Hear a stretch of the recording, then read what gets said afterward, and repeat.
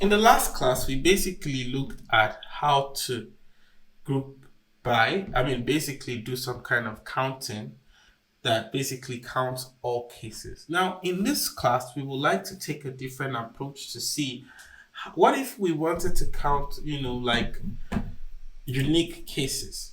If we want to count unique cases, so we have our data set again, right? And when we want to count unique cases, we will see how these cases could be done, like in a different way. So, you have the select, and maybe now we want to see, okay, we have like 72 million rows in this data set. But then really we want to know how many unique repo names do we have in this data set.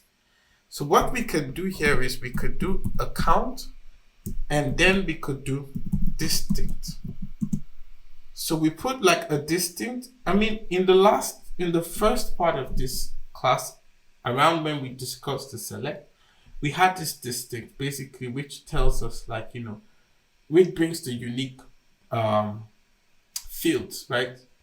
In this case also, we would use a distinct to maybe like limit the number of times that the repo name is repeating. So basically it comes back only once, and then we count it only once. So when we run this query, for instance, what we get as our result is the number of distinct repo names that we have, which basically brings back 173,000 distinct repo names.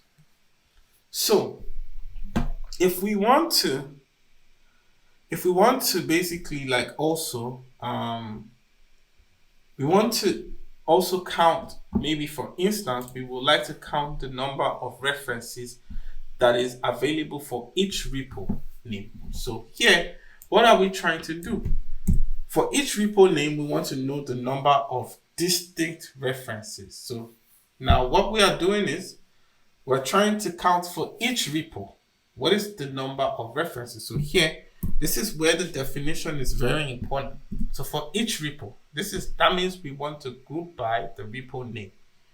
And then we will count the distinct references, right? And then we can group by 1, like we discussed in the previous class.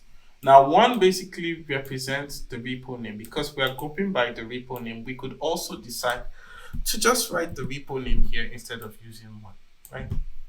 And so when we do this, when we run the query, automatically we can see that for this repo name, it only has one reference basically. So if we want to see the repo's names with the highest number of references, we could basically order by 2, which is basically this part of the query, or we could even bring it here and copy this and then order by the count and then put a descending. So this allows us to see the top, maybe the top 6 or the top 9. So here we notice like for each repo name, it seems like they only have 1 references, which is basically surprising, right? So this is the idea of counting distinct, right? So this is the idea. In the next class, we will try to combine everything we have learned. So in terms of the aggregation, so basically we could meet in the next one. Thank you.